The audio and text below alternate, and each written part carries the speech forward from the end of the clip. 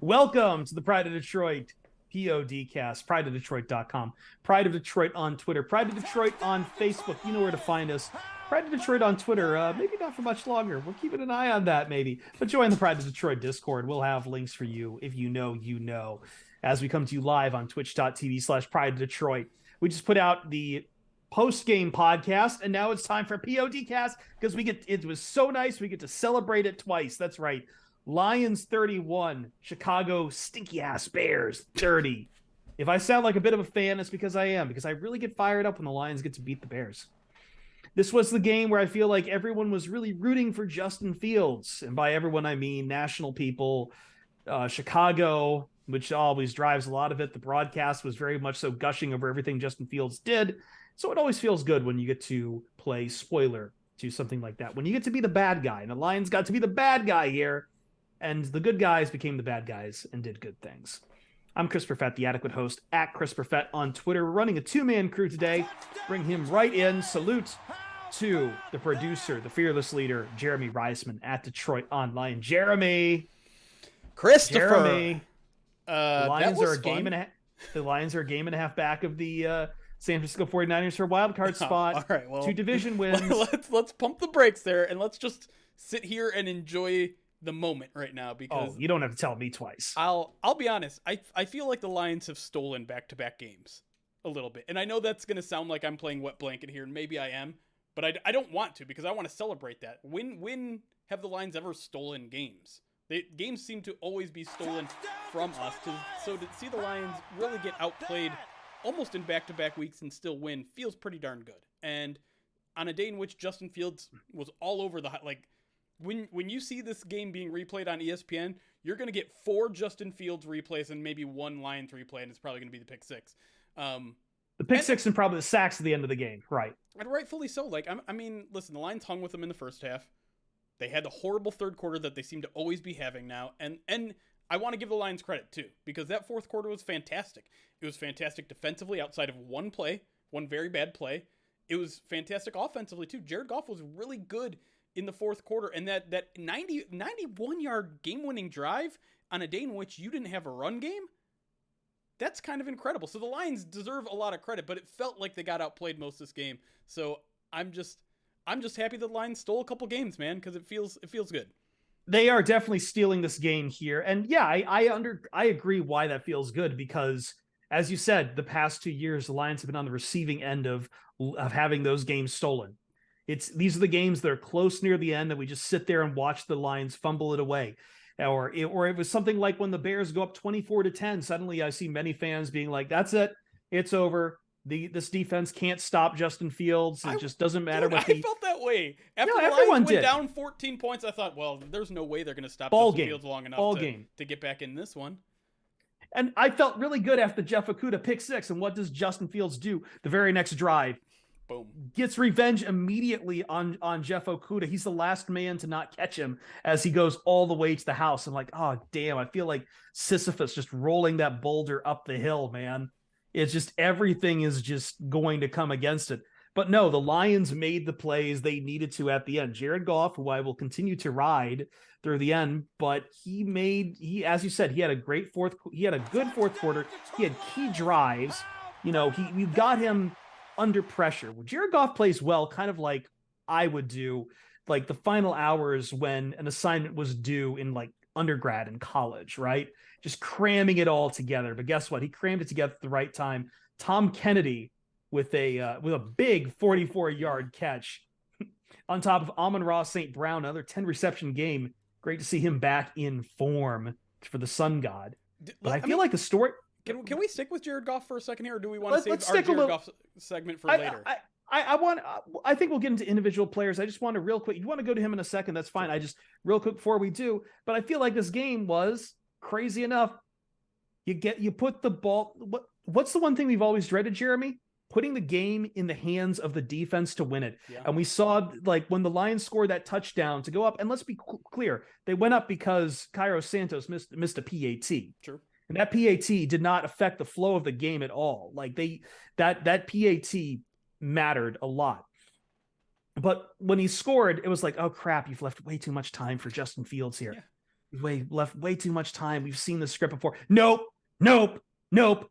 Aiden Hutchinson sack, and then my God, how many guys did that take to really bring him down at the end? But damn it, Julio Macquarie took him down, and that's all that mattered. Ball game. And let's be clear, that game-winning drive was an absolutely dominant performance by the Lions defense because they didn't have a successful play. They ran 6 plays, and none of them were successful. They get bailed out by a holding on Kirby Joseph, correctly called, I should say, on a 3rd and 5. But first down, Justin Fields gets 5 yards. You'll take that on a design run. Incomplete pass. I think Okudah breaks that one up.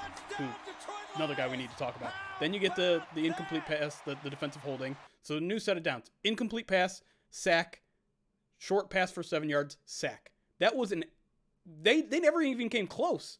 Like last week, we were biting our fingernails because Aaron Rodgers converted on a couple 4th downs. The Bears never even got close on that drive. And so, again, I want to reiterate, as bad as the defense was through maybe the first 3 quarters, and understandably so in some of these cases, this Bears offense is good. They shut the Bears down in the 4th quarter. Absolutely, positively, 160 whatever yard run aside on, again, a really hard play to stop. And you know what it is, Jeremy? Dominant. I know that's not represented in your analytics. That's clutch. Yeah. No, that's called clutch time. Take away Justin Fields' long run and how... No, he still had a good day. No, but still, like, you wanted the big players. The Lions needed both Jared Goff and the defense to show up big in that 4th quarter. And they did. Yeah.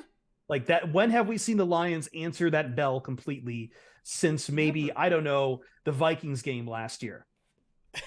Chad is just saying dagger time over and over again. That was, time. That is a dagger time moment where when your Lions team is making play after play in the 4th quarter, because what was it earlier in the season? It was the exact opposite. The Lions are having a lead in the 4th quarter. All they need to do is make one play to seal the victory. Now the roles are reversed. The Bears probably just needed to make one play to seal this victory, and the Lions just kept making play after play after play. And I really think most of it was really spawned from that defensive performance. They made it possible. Let me ask you, because is this, and I feel like I'm casting a bit of a pale on this already, just by even asking this, but given what we're watching from the Packers, and given that the Bears seem to be heading to a high draft pick, are the Lions just getting opportune matchups against teams that they're able to really punch at?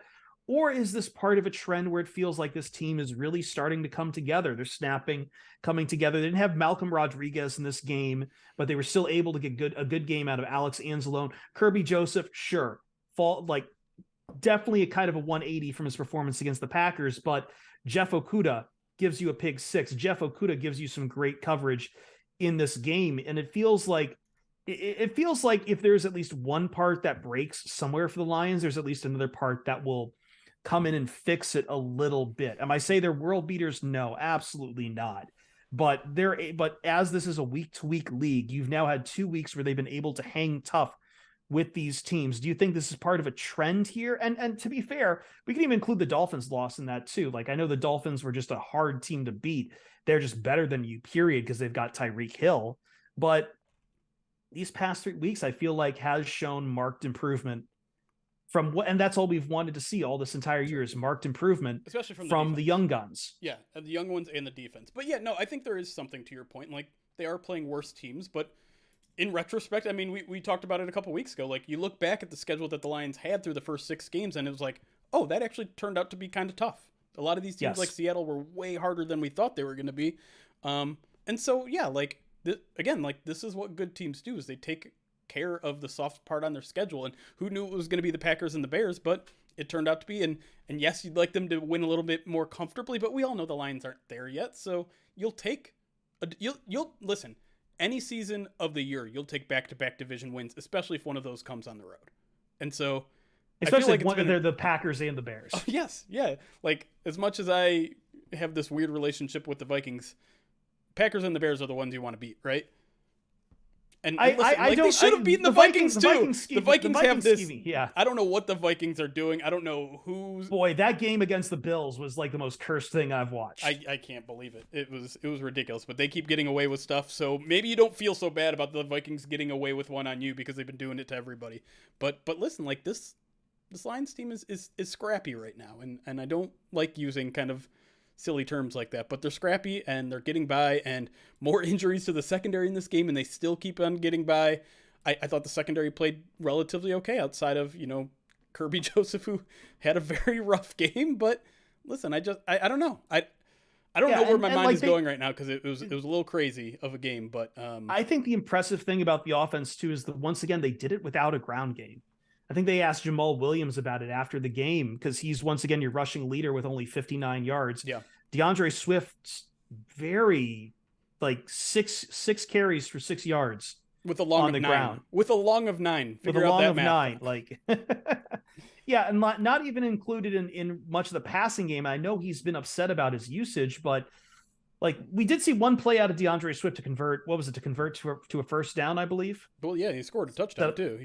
Yes. Yeah, he did score the touchdown, but like still his overall usage in this game very low. Justin Jackson actually had more net yards than he did. Yeah. But I think that even with that all in mind, Jamal Williams was still we just toughed it out, man. It's overcoming. Playing in the NFL is at any moment having one of your limbs tied behind your back, because that's just what the other defense is going to do.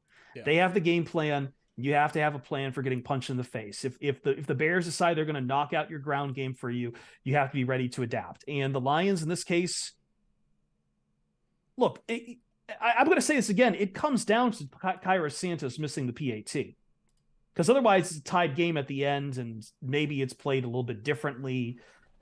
And, just who knows how an overtime would go. But the Lions capitalized on all of the opportunities they were given, especially late in the game. A lot of penalties on the Bears that helped them throughout the way. But yeah, Bears fans apparently are very salty about that. But who cares? Hashtag who cares? On the Bears. Yeah. Be more disciplined. But usually you get those penalties and the Lions can't capitalize on that. The Lions capitalize on the penalties. Sure. But I want to go back to the lack of a run game, because again, that's going to springboard back to my point about Jared Goff, who, in the middle of the third quarter, when things were taking a turn for the worst, I put out a very snarky tweet. I'm going to call myself out, where I said, show me those last 2 plays of Jared Goff on repeat until the Lions draft a quarterback. Because I'll tell you what the 2-play sequence was. It was after another one of their 3 and outs. Goff took a bad sack on second down where I think it was Mark Sanchez rightfully called him out for not stepping up when there was a heck of a pocket to step up into.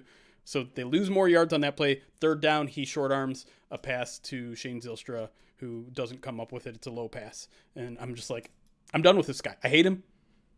He's screwing up the game. When the Lions defense isn't faltering, he's not able to keep up in a shootout. And what does he do the rest of the game? Lights out. The one thing that we've said about Jared Goff is that if he doesn't have his receiving core, he is incapable of throwing the ball. The Lions had to rely on him. It's the only reason they moved the ball in the first half to get 10 points, and it's the reason that they scored 14 offensive points in the fourth quarter, because he was balling. Horrible in the third quarter, balling in the first, second, and fourth. He was. I'm sorry. I get labeled as the biggest Jared Goff hater. I still don't think he's our quarterback of the future. I still want them to draft a quarterback, but credit where credit's due. The Lions did not have any receivers in this game, and he made Tom Kennedy look good on one play. Khalif Raymond had a couple big catches, and Amon-Ra is a dude. So listen, Jared Goff played well in this game. I'm going to give him like an A or an A- in this game, and people are going to get mad, and people get mad no matter what you say about Jared Goff. Right. I think he deserves a lot of credit in this game. I really do. And this is with the one caveat that he threw a very Goff-like interception that would have ended the game had one of the Bears cornerbacks not punched, what's his name? Trinity Benson in the face. Trinity Benson in the a throat punch. Whatever it was obscene. And I hope he's okay, because apparently that threw him off balance and he hurt his knee, and never came back. But yeah, if play never happened, so it doesn't count. But that was a very Jared Goff moment that we get to throw in the trash because the Bears messed up. Otherwise, I thought he was good in this game. I thought he was. I think you can do better. I still think you can do better than Jared Goff. But when he has a good game, he has a good game. Even though it's against a defense that I thought is not great from the Bears, who have traded away a lot of their key pieces on defense. Yep. But you've got to beat the team that's in front of you. So the winner gets to dictate everything, and stories are born by both the victors and in the losing locker room. And Jared Goff gets to be the victor here. Yeah. So, I have my questions have always been about his long-term viability, but that's not a question for this podcast. We're here to celebrate this win and to talk about how the Lions won this game and what it really means for the rest of the season. Ultimately, I don't think Jared Goff's he played well. He got him the win, but I don't think this tips the scales one way or another on how the Lions should be considering their quarterback for the future.